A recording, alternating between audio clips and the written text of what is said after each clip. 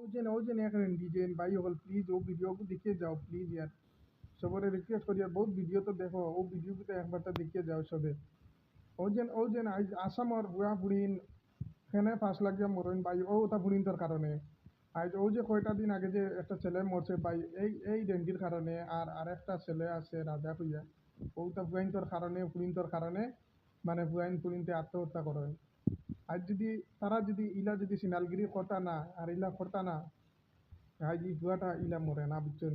ছোট একটা মেয়ে তো ইয়ারে ভাই ও যে বুয়াটা মরছে কিন্তু খুব কষ্ট লাগছে দেখিয়া